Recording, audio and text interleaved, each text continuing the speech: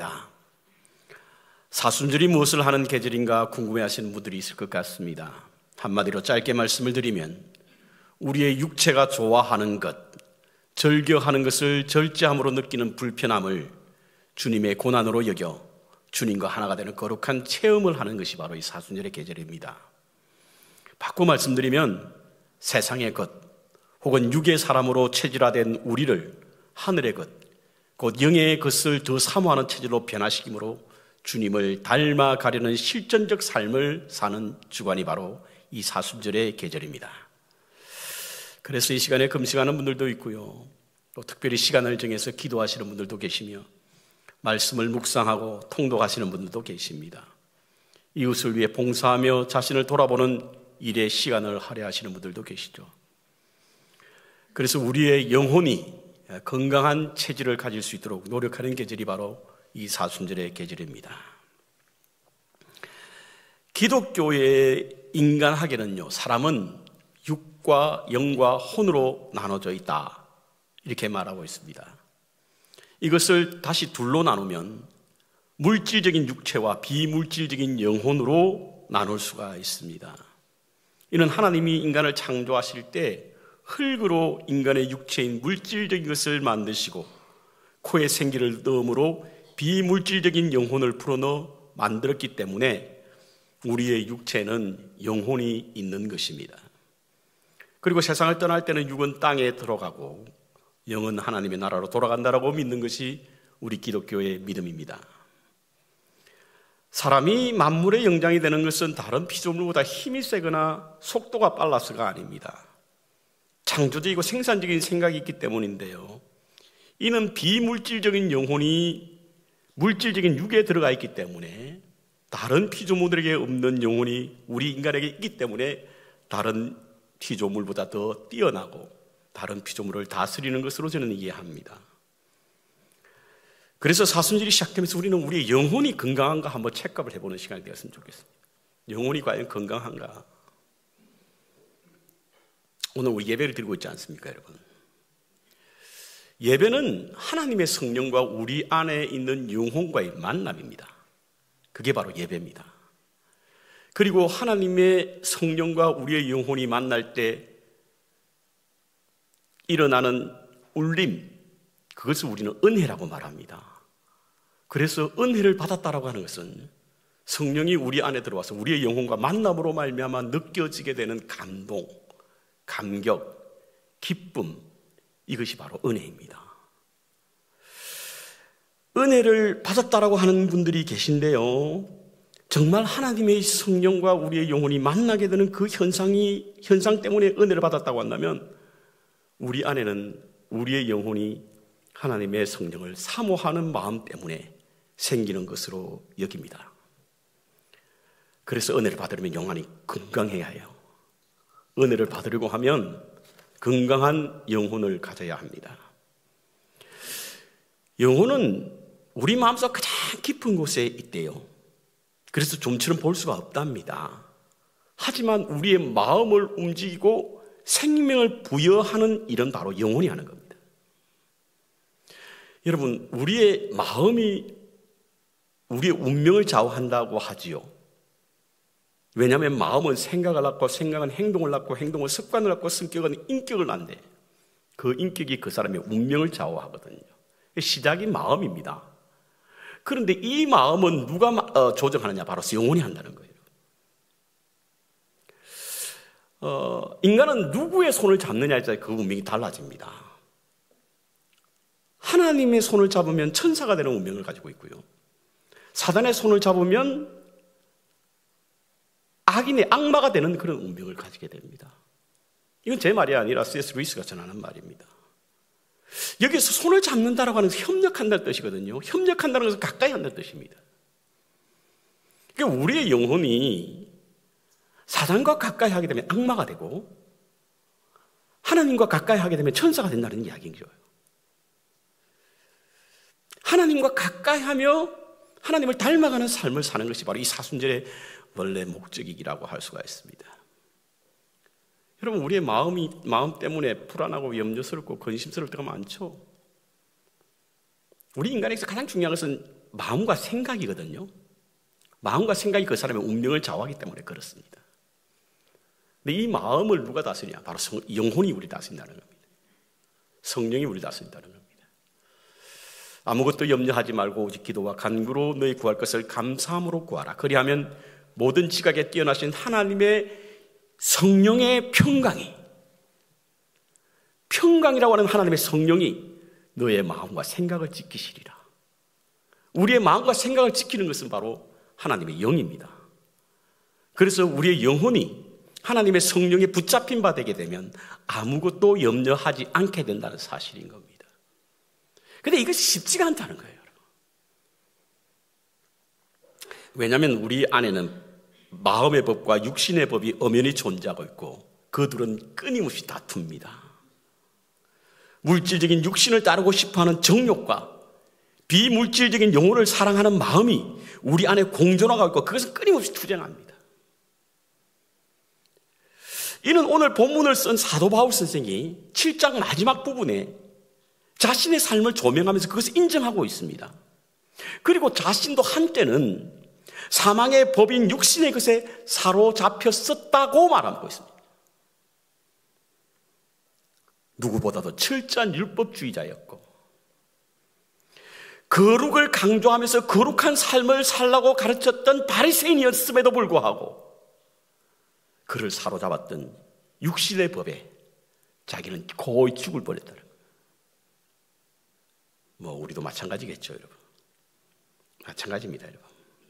예배를 드릴 때는 하나님의 은혜로 충만하다가 하나님이 통치하시고 하나님이 다스리는 것 같은 느낌이 들다가도 교회 문을 나서는 순간 금세 우리는 습관화된 육신적인 생각 때문에 마치 관습의 법칙처럼 육체 일을 하게 되는 것이 오늘 우리의 모습들이지 않습니까?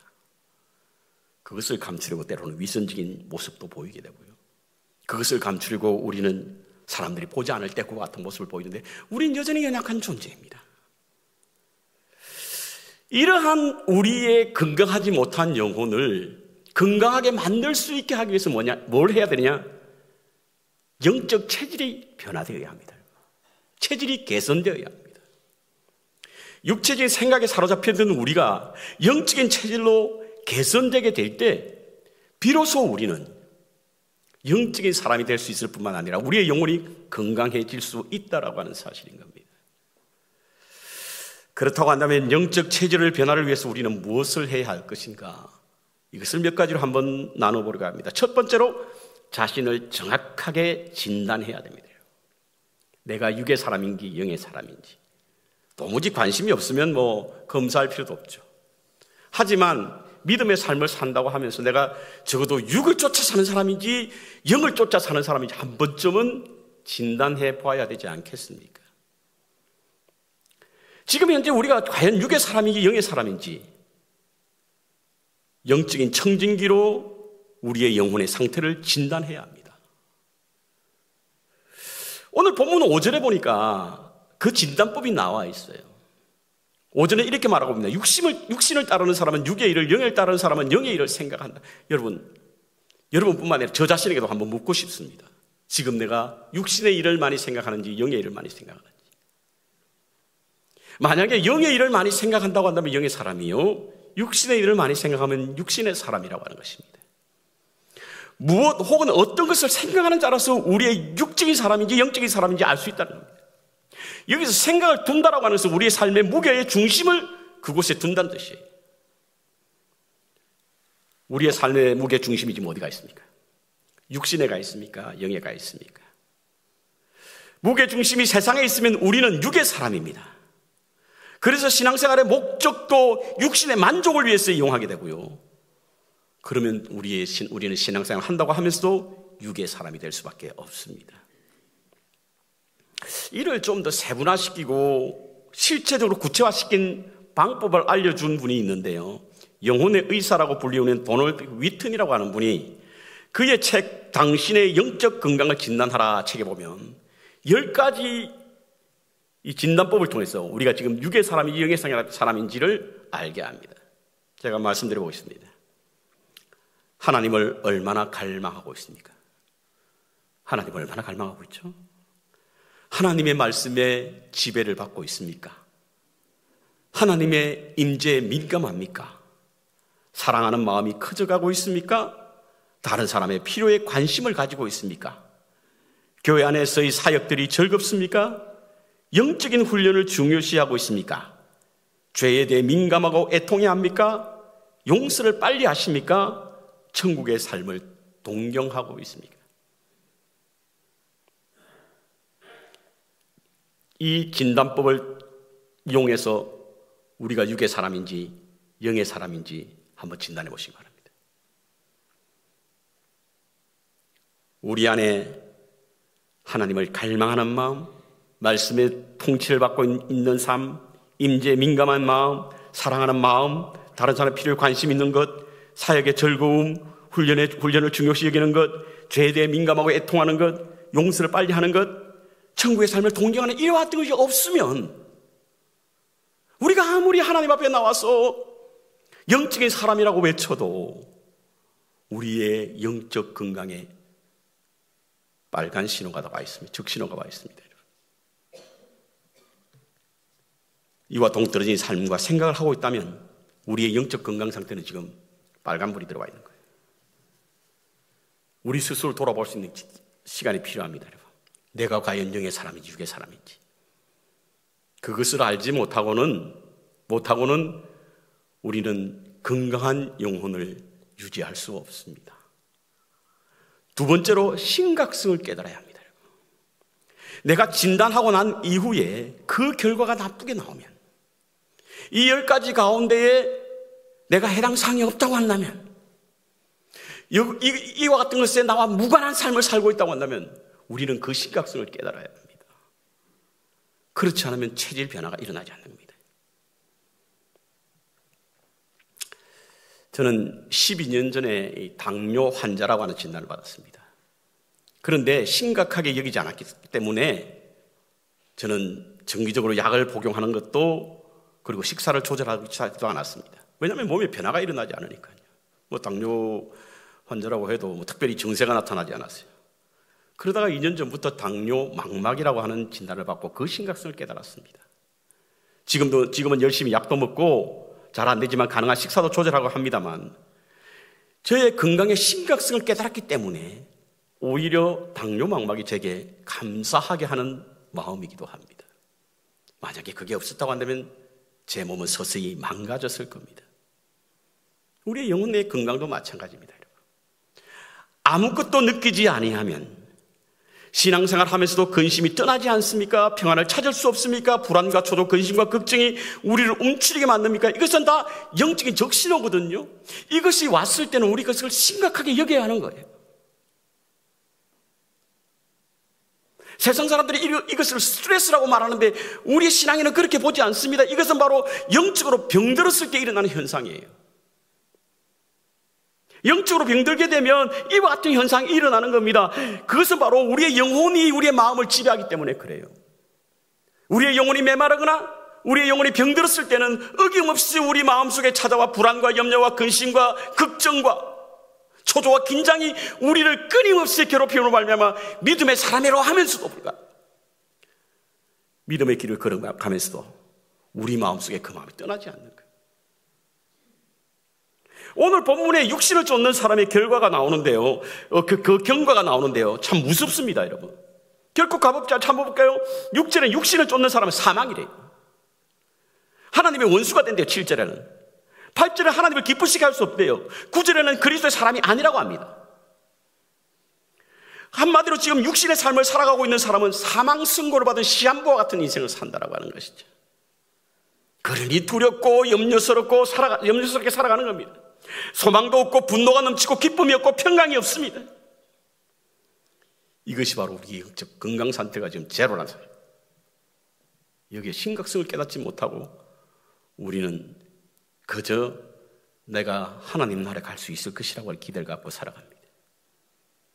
그래서 우리는 그리스도인이라고 하면서도 여전히 우리 마음속에 불안과 염려와 근심과 걱정과 초조와 긴장이 떠나지 않는 거예요. 영적 목마름 때문에 초대교회였던 어거스틴의 고백록에 보면요, 그가 회심한 후에 우리가 주님 안에서 안식을 얻을 때까지 마음의 평안을 얻을 수 없었다라고 고백했는데, 여러분, 우리 마음의 불안과 염려와 근심을 이겨내기 위해서 어거스틴은 온갖 것을 다 했습니다. 만이교에 빠져보기도 했고요, 결혼한 어떤 유부녀와 함께 살아보기도 했습니다. 방탕한 삶으로 자신의 불안하고 초조하고 염려스러운 것을 안정을 취하려고 했지만 그 어느 곳에서 없었다는 거예요. 왜죠? 주님을 만나기 전에 우리의 영혼이 메마르고 병들기 때문에 그렇습니다. 긴장이 떠나지 않는 거죠. 불안과 초조와 염려가 떠나지 않는 것입니다. 만약 우리가 여전히 믿음 생활을 한다고 하면서도 우리 안에 생기는 분노가 있습니까? 미움이 있습니까? 다툼이 있습니까? 대적이 있습니까? 대립이 있습니까, 여러분?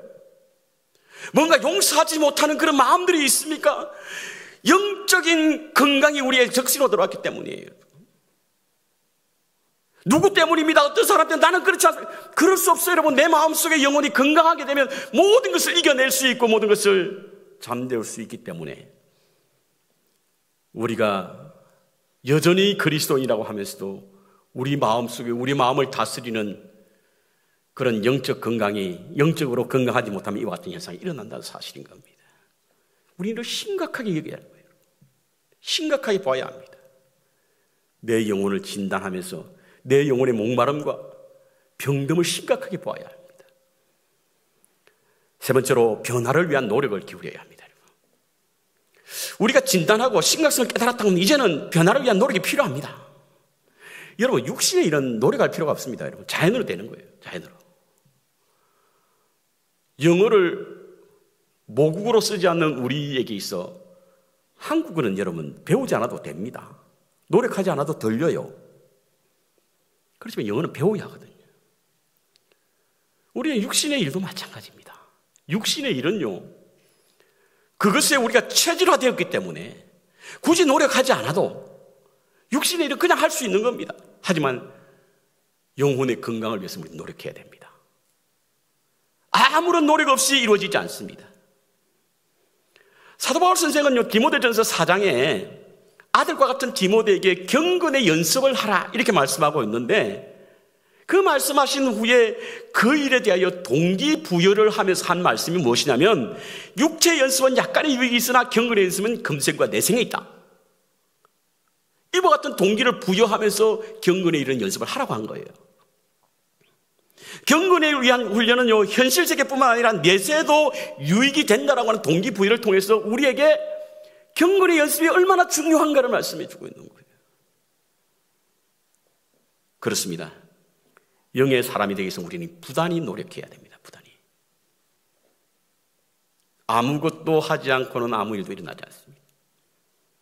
그럼 어떤 노력을 해야 될 것인가?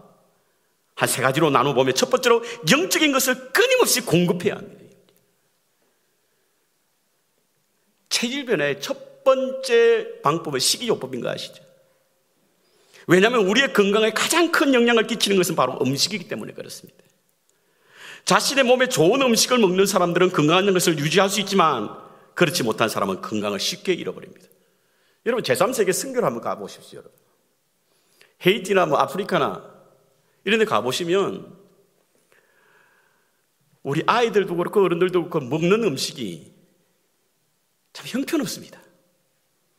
뭐 흙으로 과자를 만들어서 먹는 애들도 있어요. 쓰레기를 주워서 먹는 사람들도 있습니다. 그런데 그들의 평균 연령이 얼마인지 아십니까, 여러분? 헤이티 가보니까요, 헤이티 국민의 평균 연령이 45세랍니다. 왜죠? 물론 주위에 의료 인프라가 구성되지 않았기 때문에 그럴 수도 있습니다만, 문제는 먹는 것에 문제가 있어요. 서방 사회는 안 그렇지 않습니까, 여러분? 지금 우리가 살고 있는데 평균 연령이 80세 이상이 되죠. 120세까지 앞으로는 본다는데 무엇 때문이죠? 좋은 약이 나와 있고 좋은 의료시설이 갖춰져 있기도 합니다만, 문제는 음식에 있는 거예요. 음식이 체질을 바꾸기 때문에 그렇습니다. 그렇다고 한다면 우리의 영적인 체질도 변하기 위해서 무엇을 하냐? 영적 영양소를 자꾸 공급받아야 하는 거예요. 그래야만 건강해질 수 있습니다, 여러분. 간척지라고 하는 곳이 있죠. 바다를 메워 땅으로 만들어서 밭이나 논으로 쓰는 곳이. 여러분, 바다를 메꾸고 땅이 되었다고 해서 그 다음 해에 바로 무엇을 심을 수 없습니다. 왜냐하면 여전히 그 간척지에는 소금물이 있기 때문에 그렇습니다. 그 소금물을 빼내기 위해서 몇 년을 물을 부어야 된대요. 그래서 땅의 질이 바뀌지 않는 한 그곳에 어떤 것을 심어도 자라지 않는다는 거예요. 우리의 영혼도 마찬가지입니다. 육의 것으로 체질화된 우리를 바꾸기 위해서 끊임없이 영적인 것을 공급해야 합니다. 그렇지 않으면 우리의 체질이 영적인 것으로 변화될 수 없다라고 하는 거죠. 예배에 정기적으로 참여해야 됩니다, 여러분. 말씀을 듣는 일에 열심을 해야 됩니다. 봉사에 참여한다든지 교제에 참여하는 시간을 정해서 기도도 해야 됩니다. 육체적인 체질을 영적으로 바꾸는 체질의 노력은 어쩌면 눈물겨운 노력이 필요합니다. 그렇지 않으면 영적인 사람이 될 수 없다라고 하는 사실인 것이죠. 여러분, 예수님도 영적인 것을 공급받기 위해서 밤을 새워 기도했습니다. 하나님의 아들이시요 하나님이신 예수님도 육의 몸을 입은 이상 끝없이 영적인 공급을 받아 했기 때문에 시간을 정해서 하나님과 교제하게 되었고요, 하나님의 말씀을 선포하는 일에 열심을 다하게 되었다는 사실인 것입니다. 물론 하나님의 말씀을 듣는 일은 재미없는 일입니다. 그래서 우리 교인들 가운데 저보고 개발 설교 좀 짧게 하라고 하시는 분들이 계신데요, 말씀을 읽는 일이 유튜브보다는 훨씬 재미없잖아요. 그래서 말씀 듣는 일에 지루하고 재미없어 합니다. 그런데요, 말씀을 자꾸 듣다 보면 꿀보다 더 달고 꿀송이보다 더 단 거 아세요? 우리 영적인 음식도 결코 처음에는 입이 달지 않습니다. 오히려 어떻게 보면 쓰게 느껴질 때가 있어요. 하지만 그것이 우리에게 체질화되게 되면 그 일이 우리에게 얼마나 유익하고 즐거움이 되는지 알 수 없습니다. 두 번째로 영적인 환경을 조성해야 됩니다. 영적인 환경. 일반적으로 습관은 환경에 의해서 만들어지기 때문에 그렇게 만들어진 습관은 체질화됩니다. 그래서 인간은 환경에서 지배를 받고 산다고 하는데, 우리가 육체화된 체질을 영적으로 바꾸기 위해서는 우리 주위의 환경을 조성하는 일은 매우 중요합니다. 인간은 환경에 의해서 지배를 받지 않습니까? 최초로 영국 작가로서 최초의 노벨 문학상을 받았던 리디아드 커플링이라고 하는 사람이 쓴 늑대손, 정글북이라는 책이 있어요. 정글북. 그 정글북에는 늑대손인이 나오죠. 늑대손인이 나옵니다. 늑대소년 모글리라고 하는 사람이 나옵니다. 언제 잊어버리지만, 근데 실제로 이 늑대소년이 러시아에서 발견됐다고 그러죠. 나이는 얼마인지 모르고 한 10대 청소년쯤으로 보이는데요, 이 아이가 늑대와 살다 보니까 늑대가 된 거예요. 허리가 굽어지고 성격이 늑대 습성을 가진, 그래서 그는 늑대손이라고 부르게 되는데요. 왜 그가 늑대손이 되었을까? 늑대하고 살다 보니까 그런 거예요. 늑대하고 살다 보니까. 환경이 얼마나 중요합니까? 개척교회 할 때 어떤 권사님이 제게 찾아와서 한숨을 쉬면서 자기 아들이 지금 고등학교를 폐학을 맞게 되었다며, 진급을 못하게 되었대요. 졸업을 못하게 되었답니다. 왜 그러냐 그랬더니 시험을 잘 못 봐서 시험 성적이 안 나와서 졸업을 못하게 됐다는 거예요. 우리 흔히 부모님들 그런 이야기 하지 않습니까? 우리 아이가 머리는 좋은데 노력을 안 해서. 그렇다고 이야기하는 거예요. 그래서 제가 그 아이를 만나러 갔습니다. 그 아이의 방에 딱 가보니까요, 제가 숨이 턱 막히는 거예요. 뭐 저는 영적으로 민감한 사람은 아닙니다, 여러분. 그래서 뭘 본다든지 뭘 듣는다든지 이런 게 굉장히 미숙해요. 근데 그 집에 들어가는 순간, 그 방에 들어가는 순간 가슴이 턱 막히는 거예요. 왜냐하면 만화 캐릭터로 된 온갖 이상한 그림들이 있잖아요. 뭐 뿔이 달리고 창이 달리고 뭐 이상한 옷을 입고, 이것들이 벽지 가득한 거예요. 제가 그곳에 머물 수 없을 만큼 가슴이 막히는 거죠. 그래서 그 아이의 기도도 못하고 그냥 나왔습니다. 그리고는 그 어머니 권사님께 말씀드려요. 권사님, 조심해서 저 아이에게 저것을 떼라고 이야기했습니다. 또 그냥 아이한테 허락도 안 받고 막 찢어버리면 그 아이가 바로 뻗나갈 수 있어서 잘 설득해서 공부할 수 있는 분위기를 만들어주라고, 기도할 수 있는 분위기를 만들어주라고, 신앙생활 할 수 있는 분위기를 만들어주라고. 이 분위기에서 무슨 기도가 되고 무슨 공부가 되겠냐. 정신이 산만해가지고 말이죠. 그 권사님이 아이에게 부탁하고 사정하고 설득해서 결국 뗐습니다. 그리고는 그 아이가 고등학교를 잘 졸업하고 잔제이 스쿨 나오고 러커스를 나와서 지금은 뉴저지 스테이트 폴리스입니다. 뉴저지 스테이트 폴리스가 되게 힘들대요. 환경이 굉장히 중요한 거예요. 여러분, 목사가 가장 중요하게 여기는 것 중에 하나가 뭐냐면 교회의 분위기를, 문화를, 환경을 영적 분위기로 바꾸는 일이 가장 중요한 것 중에 하나라고 믿습니다. 언제부터가 교회의 문화가 영적인 분위기가 아니라, 영적인 문화가 아니라 세속적이고 세상적인 것들로 모이면 말하고 함께하면 그 이야기를 한다는 것 자체가 이게 도무지 우리가 영적으로 체질 개선될 수 있을까? 세상에 상하고 지친 심령들이 교회 와서 이 문화 속에 들어감으로 말미암아 그가 새롭게 되고 치유되고 회복되고, 그것이 교회 역할 아니겠습니까, 여러분? 그것이 하나님이 기대하고 우리가 소망하는 것 아니겠습니까? 우리가 우리의 영적 체질을 바꾸기 위해서 가장 중요하게 여기는 것 중에 하나가 뭐냐면 우리의 문화가, 우리의 환경이 영적 체질로 변화되어야 됩니다. 모이면 기도하고 흩어지면 전도하고 서로 사랑하고 이해하고 존경하고 남을 나보다 낫게 여기고 믿음 안에서 서로 하나가 되는 그 일이 바로 하나님이 우리 교회를 향한 기대고 세상이 우리에게 그런 소망이 아니겠어요? 그때 우리의 체질은 영적 체질로 변화될 수 있는 줄로 믿습니다. 사순절 특별 새벽 기도와 저녁 기도 운동을 하면서 저는 우리 교회가 영적인 공기가 흐르는 교회가 되기를, 우리에게 새로운 공기를 바꿀 수 있는 은혜가 있는 그런 교회가 되기를 소망하며 기도하고 있습니다. 사단이 좋아하고 우리의 마음이 부정적인 생각을 갖게 하고 불평과 원망의 사람들과 관계를 멀리 하시기 바랍니다, 여러분. 긍정적인 말과 창조적인 생각과 생산적인 말과 은혜로운 사람들과 가까이 하시기 바랍니다. 세속적이고 통속적이며 경박한 것으로부터 떠나서 거룩하고 경건한 삶을 영위할 수 있는 환경을 조성하게 될 때 비로소 우리는 육의 사람에서 영적인 사람으로 체질화될 수 있는 줄로 믿습니다. 세 번째로 영적인 일을 해야 됩니다. 영적인 사람이 되기 위해서는요, 생각만 가지고 있어도 안 돼요. 영적인 일을 하게 될 때 우리의 체질은 영적인 체질로 변화될 수 있습니다.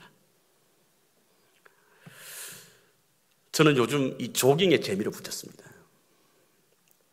저희 집에 출발해서 라투레 골프장까지 걸어 올라갑니다. 제법 큰 이 비탈길이라 처음에는 올라가는 게 숨이 찼습니다. 그런데 지금은 어떠니 올라갑니다. 1시간 10분 정도 되는 거리를 다녀오고 나면 건강이 매우 좋아지는 느낌을 받습니다. 폐활량도 커졌어요. 제가 찬송을 볼 때 옛날에는 제대로 호흡도 제대로 못했는데 요즘은 호흡도 제대로 할 수 있습니다. 무엇보다도 자꾸 하고 싶어져요. 자꾸 조깅이 하고 싶어집니다. 일을 하니까 일이 하고 싶어지는 거예요. 여러분, 교회 일, 영적인 일 하지 않으니까 어렵죠. 하게 되면요, 하고 싶어지는 거예요. 하나님의 일 하면 하고 싶어집니다, 여러분. 자꾸 영적인 일을 하도록 해야 됩니다. 그럼 영적인 일이라고 하는 게 뭐냐? 하나님의 영광을 돌리는 모든 일은 다 영적인 일입니다. 무슨 일을 하든지 어떤 일을 하든지 우리가 하나님의 영광이 되는 일이라고 한다면, 우리의 목적이 하나님의 영광을 위한 일이라고 한다면 어떤 일이든 간에 우리의 영혼을 건강하게 만드는 하나님의 일입니다. 영적인 일입니다. 사도 바울 선생이 육신의 일과 성령의 열매를 비교한 말씀이 갈라디아서 5장에 나오잖아요. 어떤 것이 육체의 일인가 한번 볼까요? 갈라디아서 5장 19절부터 20절에 보면요, 육체의 일은 분명하니 곧 음행과 더러운 것과 호색과 우상숭배와 주술과 원수 맺는 것과 분쟁과 시기와 분냄과 당짓는 것과 분열함과 이단과 투기와 술 취함과 방탕함과 또 그와 같은 이것이 육체의 일이라는 거예요. 그럼 성령의 열매는 무엇이냐? 사랑과 희락과 화평과 오래 참음과 자비와 양성과 충성과 온유와 절제. 어떤 것이 하나님의 일이라고요? 사랑과 희락과 화평과 오래 참음과 자비와 양성과 충성과 온유와 절제. 육체의 일은 뭐라고요? 음행과 더러운 것과 호색과 우상숭배와 주술과 원수 맺는 것과 분쟁과 시기와 분냄과 당짓는 것과 분열함과 이단과 투기와 술 취함과 방탕함, 이것이 육체의 일입니다. 그런데 보십시오, 육체의 일과 성령의 열매의 차이점이 어디 있죠? 저는 뚫어지게 쳐다보니까 차이점이 있더라고요. 어떤 차이점이죠? 육체의 일은 모두 다 자기를 위한 것입니다. 자신이 중심이 된 거예요. 근데 성령은 뭐라고요? 절대 타자를 위한 것입니다. 우리가 하나님의 일을 한다라고 하는 것, 영적인 일이라고 하는 것이 무엇이냐면 전적인 타자인 하나님과 우리 이웃을 위한 일, 사랑과 희락과 화평과 오래 참음과 자비와 양성과 충성과 온유와 절제의 일이라는 거예요. 근데 우리 신앙생활 지금 누구를 위해서 하고 있습니까? 신앙생활 목적이 어디 있습니까? 정말 하나님의 영광을 위해서 하고 있습니까? 그럼 육체의 일은 버리게 되어 있는 거예요. 육체의 일은 생각지도 않는 거예요. 모든 것이 내 중심으로 돌아가야 되고 내 중심을 목적으로 삼으니까 우리는 성령의 열매보다는 육체의 일을 더 선호하게 되고 그것에 우리의 몸이, 우리의 생각이 굳어져 있는 겁니다. 하나님을 위한 일을 많이 해보십시오. 그냥 자꾸 하고 싶어져요. 그래서 교회에서 봉사하는 분들은 꼭 봉사하는 분만 봉사해요. 전도하는 사람은 꼭 전도하는 사람만 합니다. 기도하는 분들은 꼭 기도하는 분만 해요. 섬기는 분들은 꼭 섬기는 분들만 합니다. 왜? 그 일이 좋으니까. 그 일을 계속 하다 보니까 그 일이 좋으니까. 이 일을 통해서 우리는 어느새 육체에 길들여진 우리가 영적인 체질로 변하게 될 수 있는 줄로 믿습니다. 하나님이 일을 해야 영적인 사람으로 변화되게 됩니다, 여러분. 하나님의 일을 위한, 하나님의 목적을 위한 삶을 살아야만 우리의 육적인 체질에서 영적인 체질로 개선될 수 있다고 하는 겁니다. 사순절은 우리의 영혼의 체질을 변화시켜 건강한 믿음의 삶을 살기 위하여 주님과 동행하는 주간입니다. 저는 이 사순절 기간에 우리의 영적인 체질을 바꾸는 기간으로 선포하고 여러분을 초대합니다. 가능한 육신의 즐거움을 절제하시고 영적인 것에 충만한 삶을 통해서 우리의 체질의 변화를 꾀하는 시간 되시기를 소원합니다. 그러기 위해서 지금 우리의 영적 상태를 정확하게 진단해 보시기 바랍니다. 그리고 그 진단의 결과가 우리가 영적인 사람이 아니라고 한다면 심각성을 깨달으시기 바랍니다. 변화를 위한 자신의 노력이 필요한 겁니다, 여러분. 끝없이 영적인 것을 공급하십시오. 환경을 조성하시기 바랍니다. 훈련을 함으로 우리의 체질이 육적인 것에서 영적인 것으로 변화되어 건강한 영혼으로 주님과 동행하시는 거룩한 삶을 사시기를 주님의 이름으로 축원합니다.